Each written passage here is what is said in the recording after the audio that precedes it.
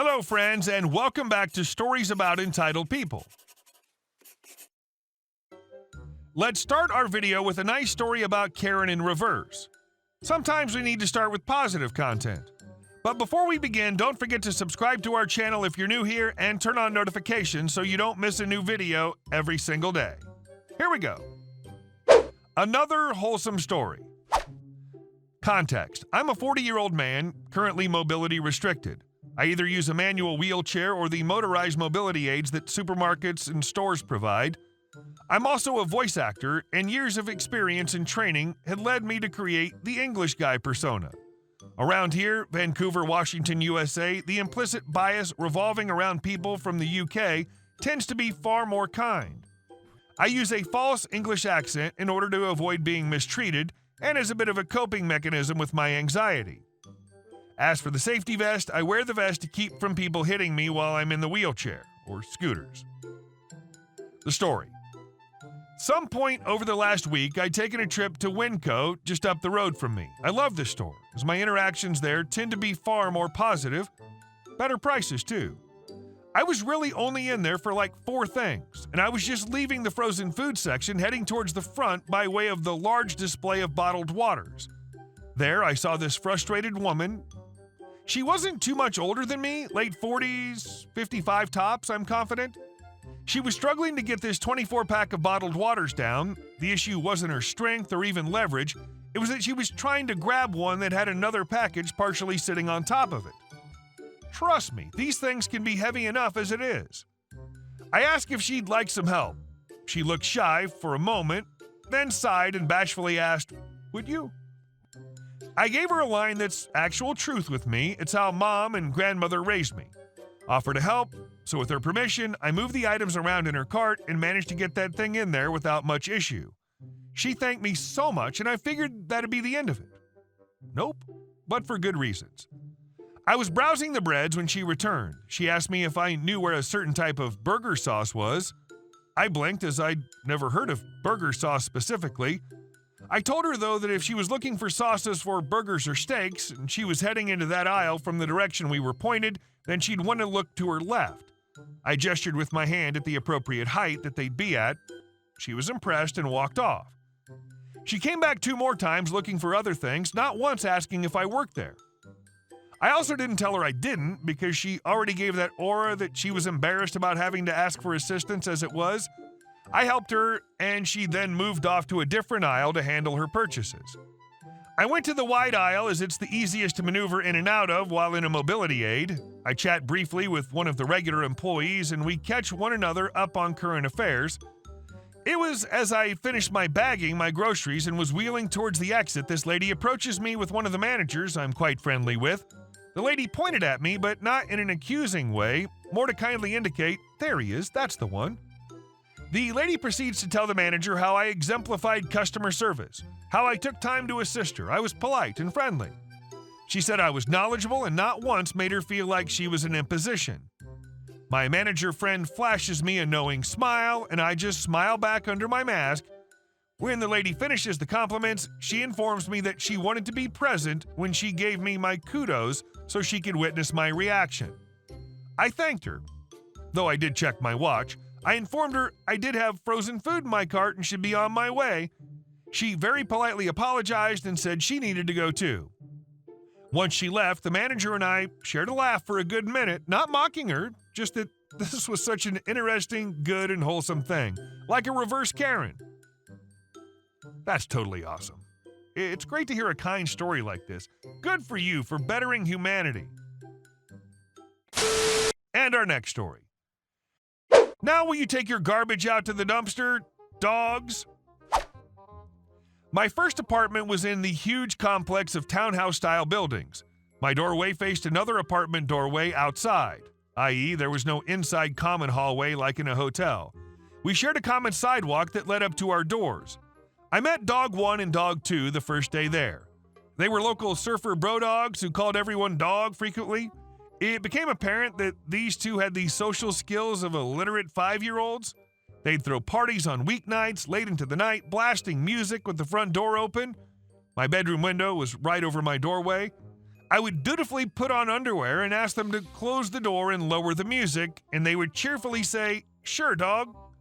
Eventually, I just went over naked to get compliance.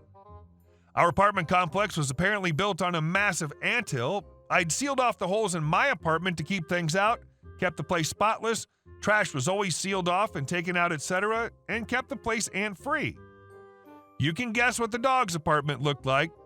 So to keep their ants out, they would just put the trash outside their door. Not take it to the dumpster, just leave it outside for days on end until they decided to stop being lazy. Of course, millions of ants would get into the bags, and then where did they go? My apartment, but of course. I'd ask them to take the trash to the dumpster, and they'd say, "No problem, dog," but forget to do it. I'd ask again, "Oh, sorry, dog," etc.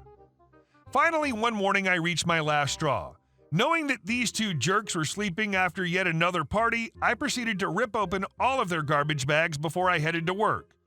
These things had set out festering in the SoCal sun for a week. They were effing rancid. I spread the trash everywhere. I covered the entire entrance and made it so that the dogs couldn't step over it, nor jump over it. When I came home, I just blamed the raccoon or skunk that we sometimes saw outside. Came home that day, the walkway spotless. The guys had just finished sweeping it all up and were actually scrubbing the sidewalk with cleaner and a mop. I was surprised to see they actually had these products, but no, it turns out they stole them from work. "Dog, you won't believe it. A raccoon got into our trash and went crazy.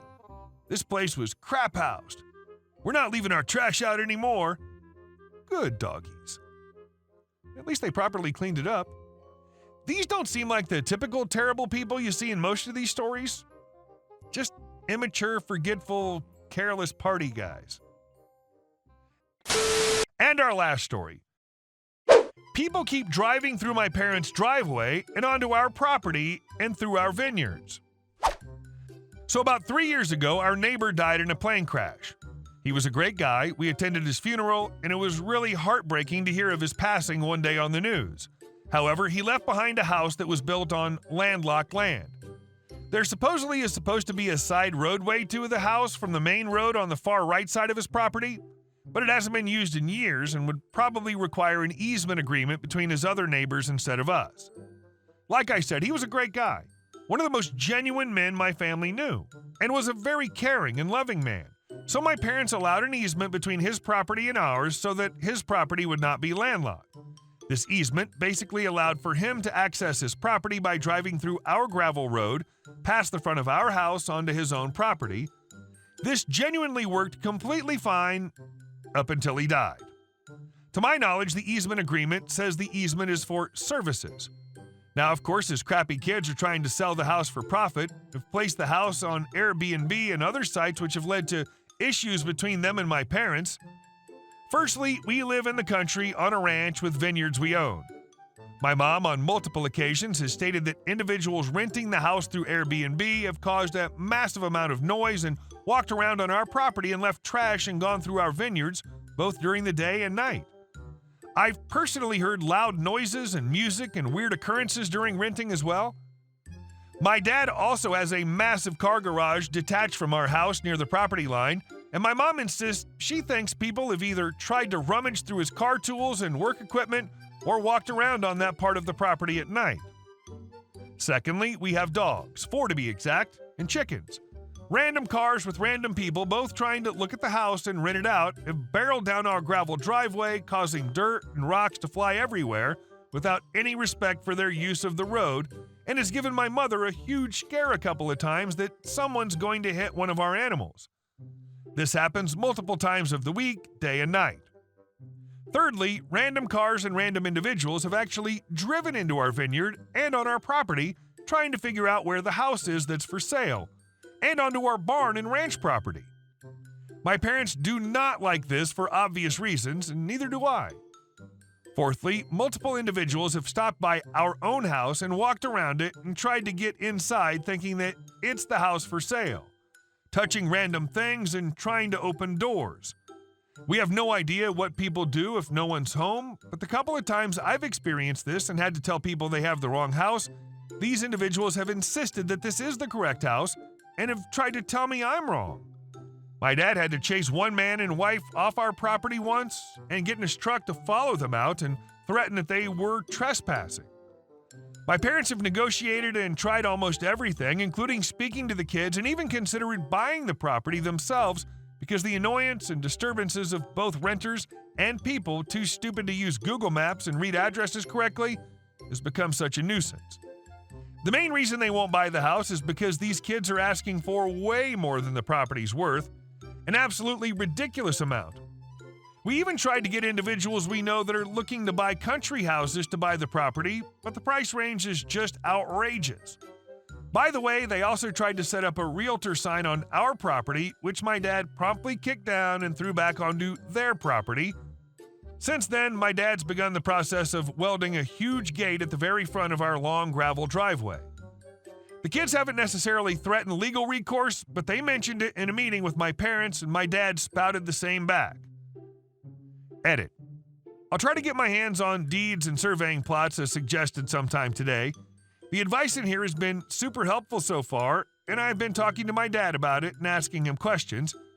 I really want to figure this out as my parents don't have the time or resources, but I do since I'm on school break, and to be honest, those kids' behavior towards my parents and our property has been utterly disrespectful and rude and disgraceful after the kindness we'd received for years from their past father.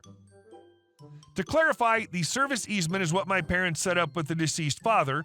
However, my dad thinks the main access easement for the other 4 neighbors we have is also meant to run to the selling kids' property, but we won't know this for sure until we pull up a bunch of deeds and documents and find it 100% in writing.